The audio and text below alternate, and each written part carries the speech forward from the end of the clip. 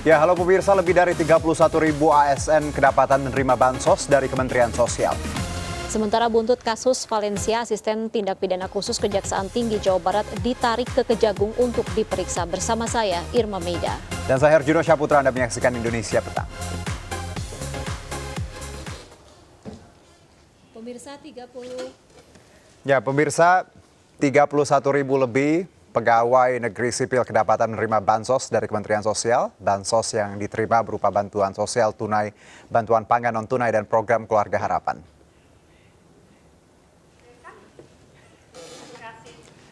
Ya, temuan data hampir 29.000 PNS aktif dan sisanya pensiunan yang menerima bansos diungkap Menteri Sosial Tri Risma hari ini.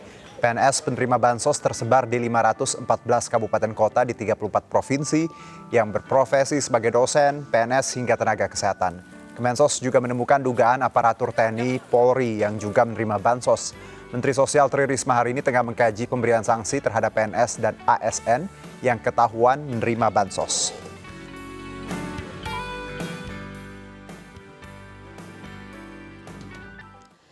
Ya, Menteri Sosial Tri Risma hari ini menegaskan jika ASN tidak boleh menerima bantuan sosial. Menurut Risma, dari 31.000 ASN yang terindikasi menerima bansos, 28.000 diantaranya merupakan ASN aktif dan sisanya merupakan pensiunan PNS. Perbaiki kualitas data. Jadi kualitas data kita terus perbaiki karena setiap bulan kita melakukan evaluasi. Dan setiap bulan pula ada peraturan Menteri Sosial yang kita perbarui dari bulan sebelumnya. Nah, dari mana sumber perbaikan itu? Yang pertama adalah usulan dari daerah. Usulan dari daerah. Ada daerah mengusulkan tambah, tapi ada daerah yang juga mengusulkan kurang. Ini penyebabnya ada meninggal, ada pindah, dan sebagainya. Tapi ada juga yang perbaikan. Jadi misalkan dulunya yang terima istrinya atau suaminya meninggal, pindah ke ahli waris. Jadi daerah selalu memperbaiki itu.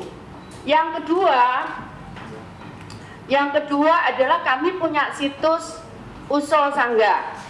Nah, di Usul Sangga itu ada datanya. Tolong aku disiapkan data.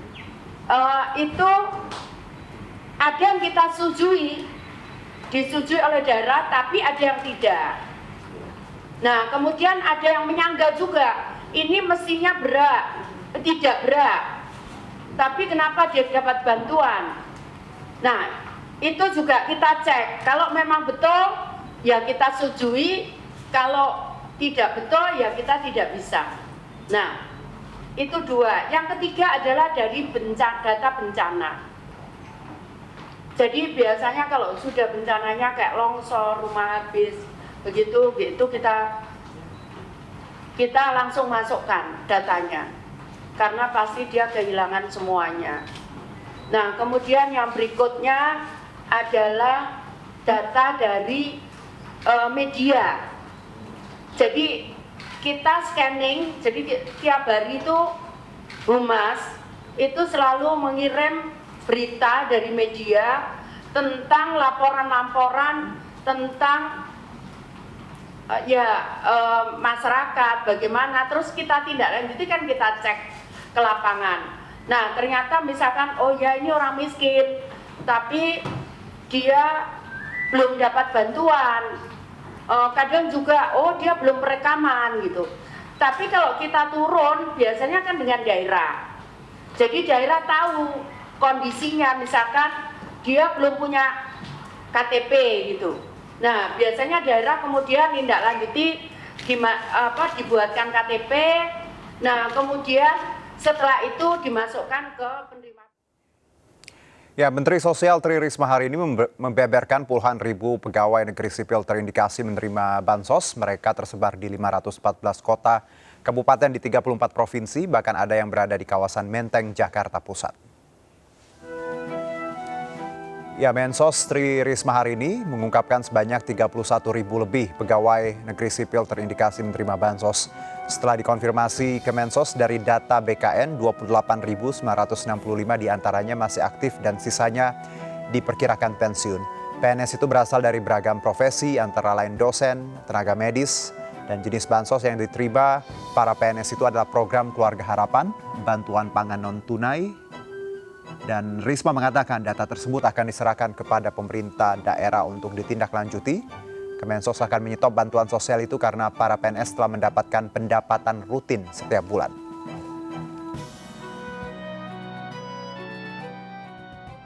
Ya, sementara itu pemirsa, Menteri Pendayagunaan Aparatur Negara dan Reformasi Birokrasi Cahyokumolo menegaskan bahwa pegawai negeri sipil PNS dilarang menerima bansos pemerintah.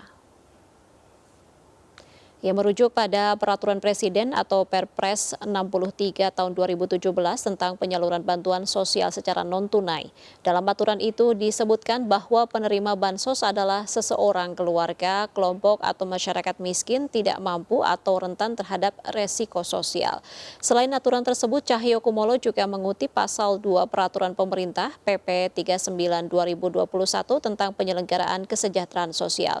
Kedua aturan tersebut memang tidak secara spesifik bagi pegawai ASN dilarang untuk menerima bansos, namun menurutnya tetap saja para abdi negara tidak masuk dalam kriteria.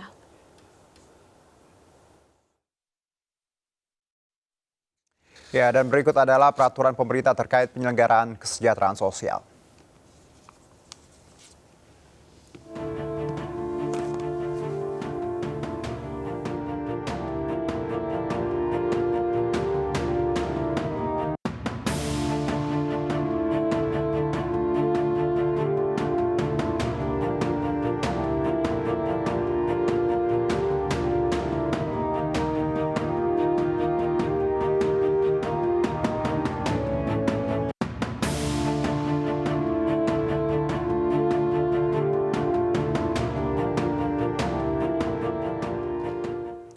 Ya, dan untuk membahasnya kita sudah terhubung dengan Boyamin Saiban, Koordinator Masyarakat Anti Korupsi Indonesia melalui sambungan Zoom. Ya, selamat sore Bang Boyamin. Selamat sore, Iya. Assalamualaikum warahmatullahi wabarakatuh. Waalaikumsalam warahmatullahi wabarakatuh. Bang, kita melihat baru saja dapat informasi kemarin ini ada lebih dari 31.000 ASN ternyata mendapatkan bantuan sosial. Bagaimana Maki melihat ini? Ya, terus terang aja kaget ini. Mestinya ASN ini kan menunjukkan wajah yang empati ketika ada bencana dengan cara karena dia sudah satu penghasilannya lebih gitu, dan kedua juga apapun dia seperti tanda kutip wakil pemerintah yang ada di daerah itu karena dia ASN. Meskipun profesinya ASN bisa guru, bisa pegawai pemerintah daerah, bisa dari manapun lah itu. Artinya apapun ini kan dipahami masyarakat dia wajah pemerintah gitu. Ya. Mestinya ketika bencana itu mestinya malah dialah yang ya setidaknya kalau tidak harus berbagi tiap hari, tapi justru dia berusaha untuk mencarikan tetangga-tetangganya bantuan sosial lah, ngurusi lah kan itu kan. Dan dari sisi itu kalau bisa dia juga lebih jauh lagi misalnya berbagi, dia bisa membantu tetangga-tetangganya yang miskin. Nah, tapi tiba-tiba kok ini malah menerima bagian, rasanya kaget juga. Bagaimana cara input datanya dulu itu kan setidaknya kan mengajukan data atau barangkali juga diajukan oleh orang lain. Rasanya ketika pertama menerima itu aja mestinya terus kemudian meminta dicoret. Kalau yang pertama diterima itu ya enggak apa-apa, tapi mestinya minta dicoret periode berikutnya. Dan satu sisi bukan saya mencontohkan, memang pernah famili saya itu mendapatkan tapi dia merasa mampu kemudian dibagi ke tetangganya bahkan tidak diambil dan minta dicoret periode berikutnya gitu. Nah kalau saya sendiri kan istri saya PNS jadi rasanya ya pasti nggak dapat dan memang tidak dapat itu loh. Jadi kami sadar diri mestinya karena PNS ya tidak dapat kan itu kan. Nah ini tiba-tiba kok sampai ribuan masih menerima ini agak kaget. Ya. Maka ya solusinya sederhana. Saya berharap PNS yang bersangkutan kemudian bersedia untuk mengembalikan semuanya atau ya stoplah sampai di sinilah gitu kan, dan minta segera dicoret, itu bukan menikmati, mestinya Jadi begitu, ada, setidaknya minimal itu. Bang Boyamin, harusnya ada Ya. tadi ya sikap moral gitu ya, bahwa kalau merasa tidak menerima atau tidak pantas menerima harusnya segera lapor dan minta dicoret, seperti itu. Ya pasti, dan saya pernah melakukan itu, famili saya ada Oke. yang dapat itu, terus dia tanpa saya beritahu, tanpa apa, dia sadar diri dan minta kepada Pak RT-nya dicoret itu. Jadi ini yang sesuatu yang mestinya sikap-sikap seperti itu, karena memang dia di kampung itu ya meskipun tidak kaya raya tapi merasa lebih mampu dari yang lain. Karena kita tahu ASN sendiri punya pendapatan rutin per bulan ya. Ya ada tunjangan juga kan, Oke. gitu loh. Ada tuh, bahkan lalu dulu itu istilahnya ada tunjangan beras lah gitu. Tapi komponen gajinya itu termasuk juga uang lauk pauk misalnya. Jadi udah mestinya dalam kondisi yang dalam keadaan pandemi begini, justru itulah dianggap cukup dan mestinya tidak perlu menerima bantuan sosial dan mestinya diterima oleh yang lain yang berhak. Kalau bicara hukum agama ini apakah halal haram aja sampai level itu mestinya kan? Ya. Karena bukan haknya ya. Iya, baik. Menerima yang bukan Baik, haknya. Bang Boyamin, tadi kan ada data begitu tercatat 31 lebih ribu data berkaitan dengan PNS atau ASN yang terdata untuk mendapatkan bansos begitu. Nah, menurut Anda kenapa sih data ini kok bisa tidak valid ataupun tidak sesuai sehingga bisa salah sasaran? Ya, itulah memang bentuk masih, kalau mohon maaf ini keterbelakangan kita lah kira-kira gitu. Karena saya sampai dapat pengaduan itu orang di Batam sana, dia sebenarnya layak, terus kemudian tiba-tiba di bulan ketiga, 4 dia tidak menerima lagi gitu. Dan baru setelah protes sana sini dan kemudian sampai ke KPK lapornya segala macam baru dipulihkan itu. Nah, yang begini-begini malah justru seperti dicurigai dia tidak layak, buktinya dicoret kan itu kan. Nah, tapi kemudian malah justru yang ini baru ketahuan ke belakangan ini malah, dan saya tahu persis yang di Batam sana itu, saya ingat persis itu awal-awal, dan saya tahu persis itu dari kondisinya segala macam, dia sampai mengirimkan video, foto dan keadaan yang lain-lain itu, bahwa dia dan orang tuanya itulah layak untuk menerima. Di Banten, di Serang, seingat saya itu mengadu ke saya sampai